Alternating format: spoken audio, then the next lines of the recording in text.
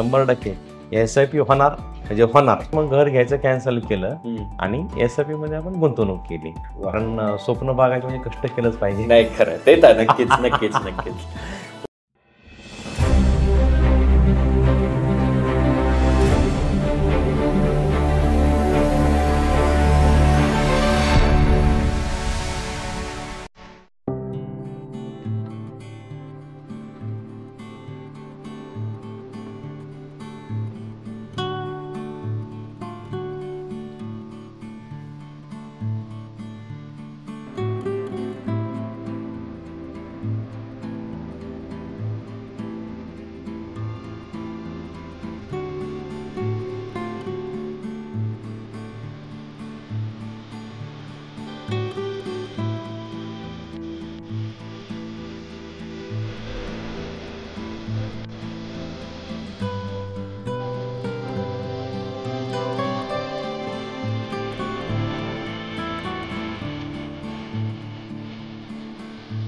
Sir नमस्कार, madam नमस्कार. आपली आता बोलणं गप्पा सुरू व्हायच्या आधी जरा तुमचा परिचय. सर तुमचा परिचय. माझं नाव दीपक दशरथ दिघे. मी मार्केट यार्डला आमचं दुकान आहे तरकारीचं. त्या ठिकाणी माझा म्हणजे व्यवसाय पालेभाजीचा व्यवसाय आहे. दुकान स्वतःच आहे. मी घरीच असते.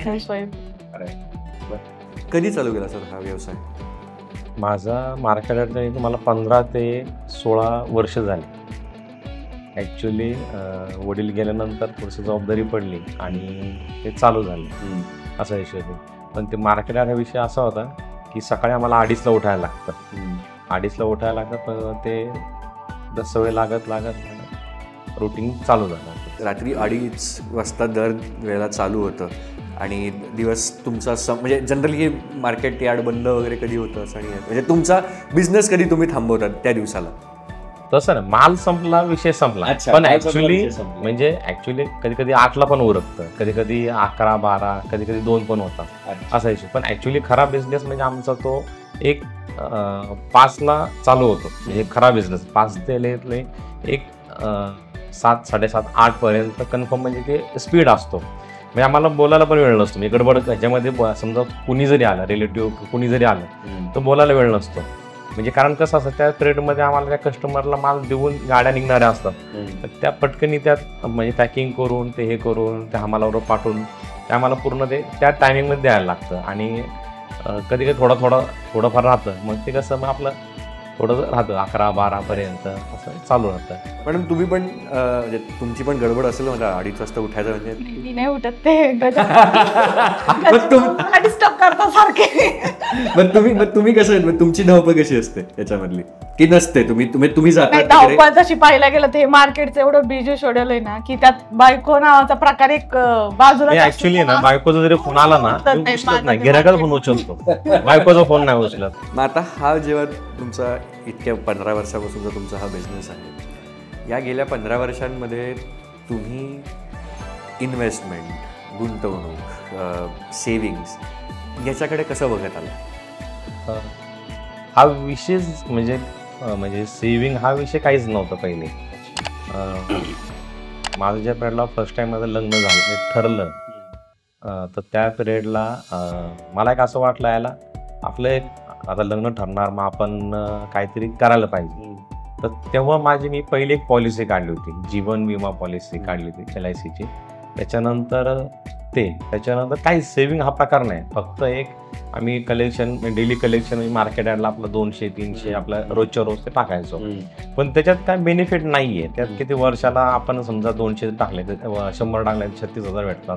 त्यात तुम्हाला 700-800 रुपयेवर त्यांचं हे भेटतं. पण ते कसं एक चला बाबा आपलं एक सेविंग होतं ह्या हिशोबाने. तर ते पण कसं आले मग आपण हिला देणार किंवा आपलं बँकेत टाकणार असं हा सेविंग हा विषय काहीच नाही असं. मग मॅडम मग तुम्ही इकडे कशा आलात आणि तुम्ही सगळे म्हणजे जेनवेल्थला, उल्हास सरांकडे हे कसं जुळून आलं? माझी इन्व्हेस्टमेंट म्हणजे पूर्वी असायची सोनं घेणं, त्याच्यानंतर जास्तीत जास्त FD. आतापर्यंत आम्ही FDच खूप करत राहिलो आणि सोन्यामध्ये जास्तीत जास्त.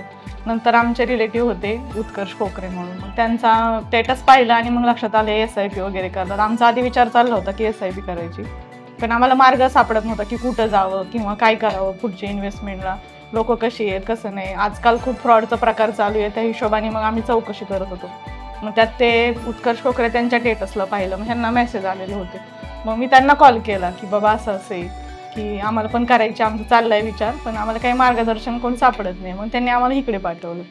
मग अमोल सर भेटले, मग सगळं पुढं चालू झालं. मग रुटीन ते सांगा ना किस्सा. तो हे ऍक्च्युली नाहीच करत होते मी, बघत SIP करा ह्यांना. उत्कर्ष सर म्हणजे आमचे मामा लागतात, तर त्यांचे स्टेटसने बघायचो मी असे टाकतात असं सरांचं. तर ॲक्च्युली ते काय समजत नव्हतं म्हणजे काय प्रकारे कसली कंपनी काय कळत नव्हतं. नंतर मग त्यांनी SIP म्हणून एक त्यांचं ते विजन टाकलं होतं. त्याच्यानंतर मग मी हिला म्हणलं अरे तू उत्कर्षला फोन करून बघ. मग फोन लावल्यानंतर तो म्हणलं असं असं आहे. मग ठीक आहे म्हणलं चालते बघू म्हणलं. केळेकर सर आहे, डेकणे सर आहे, आपण भेटू म्हणलं. तर मग ॲक्च्युली आमचा प्लॅन म्हणजे असा काहीच नव्हता, करायचा विषय नाही, फक्त माहिती घ्यायची, आपल्याला आवडलं तरच करायचं असं. आणि ते सर्व झालं. ते झाल्यानंतर म्हणलं आता आम्ही मार्केटचं उरकलं. दुपारी आपलं ह्याच टायमिंगला आलो, 2-2:30 वाजले असतात, 2 वाजले असतात. म्हणलं चला, म्हणलं माहिती घ्यायला काय हरकत आहे, आपल्याला थोडं नॉलेज भर पडेल. आलो नंतर बसलो.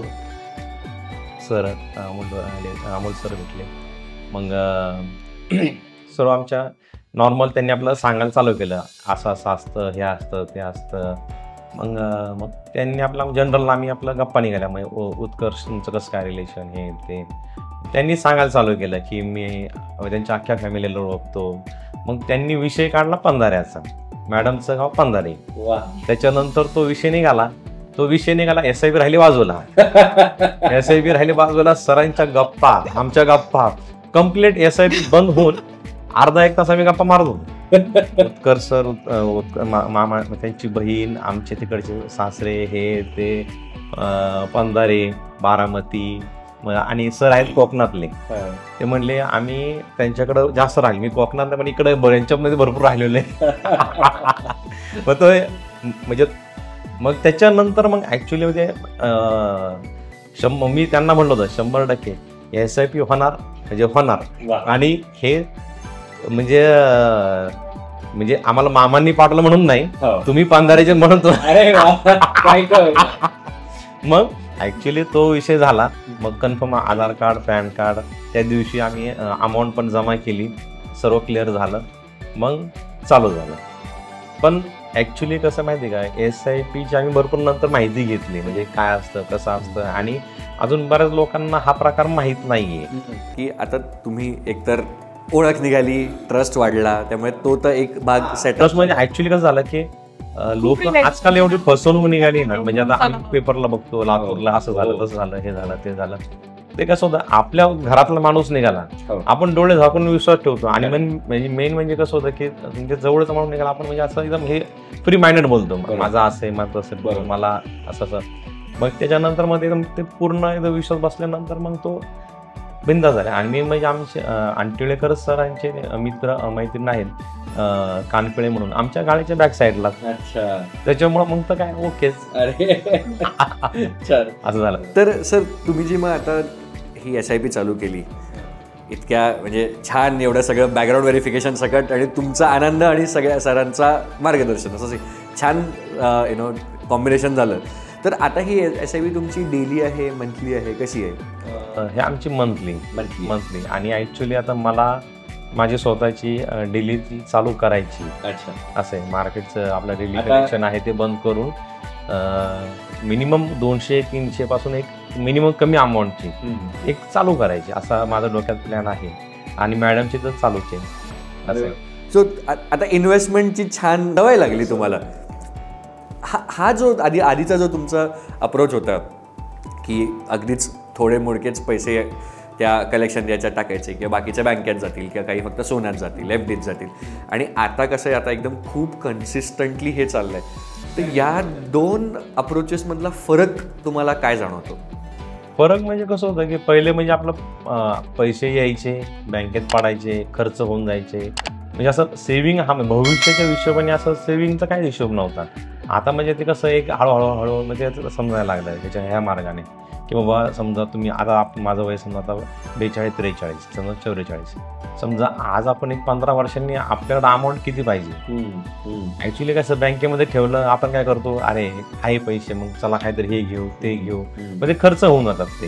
ह्याच्यामुळे काय होतं की थोडंसं आता सेव्हिंग होईल. आपण एक समजा भले, आणि मी हिला काय एक सांगत आलेलं आहे, माणसाच्या जीवनाचा गॅरंटी नाही आहे, पण समजा बाय चान्स आता आपण करतोय सेव्हिंग करतोय, पण ह्याचा बेनिफिट मागच्यांना पण होणार आहे आणि आपल्याला, आपण जरी असलो तरी आपल्या भविष्याला आपल्या पण फायदा होणार आहे त्याचा. बरोबर, असा हिशोब आहे. मग प्लॅनिंग कसं झालं, म्हणजे काय कशा पद्धतीने प्लॅनिंग केलं गेलं हे याचं?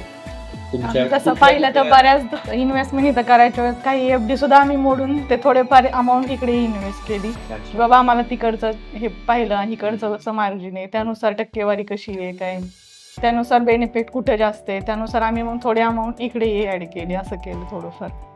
आता पुढचा तुमचा काय, म्हणजे तुम्ही पुढचं प्लॅनिंग, तुमचे काही नेक्स्ट काही ऑब्जेक्टिव्ह गोल, फिरायला जायचंय, जग बघायचंय, असं काही ठरवलंय?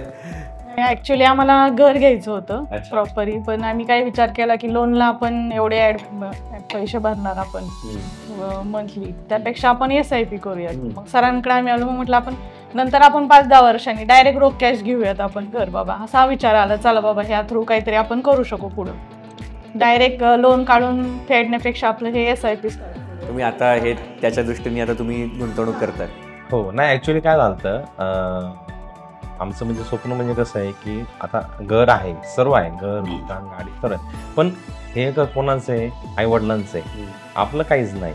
पण आपलं म्हणजे कसं आपलं स्वतःचं कष्टाचं असलं की आपलं, आता मी माझी स्वतःची कष्टाची गाडी घेतली, आपल्याला माझी गाडी, बरोबर, पण आपल्या स्वतःच्या कष्टाचं एक घर किंवा एखादं समजा एक दुकान, असं एक डोक्यात प्लॅनिंग आहे. ऍक्च्युली आता मध्ये आम्ही घराचं पण मध्ये प्लॅनिंग केलं, पण त्याचा बारकाईने जर विचार केला, समजा आपण 20 वर्ष घराचं लोन भरण्यापेक्षा त्याच्या जागा समजा SIP केलेली काय वाईट.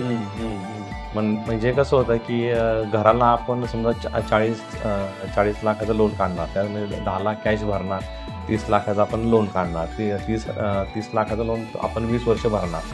मग हेच 20-30 लाखाचं लोन आपण एक SIP मध्ये कन्वर्ट केलं तर तो बेनिफिट होईल. असा एक ह्या हिशोबाने नंतर मग घर घ्यायचं कॅन्सल केलं आणि SIP मध्ये आपण गुंतवणूक केली. खूप छान वाटलं तुमच्याशी बोलून. धन्यवाद तुम्ही तुमचा वेळ दिल्याबद्दल, आणि तुम्हाला तुमच्या पुढच्या भविष्याच्या वाटचालीसाठी खूप खूप शुभेच्छा. धन्यवाद. थँक्यू.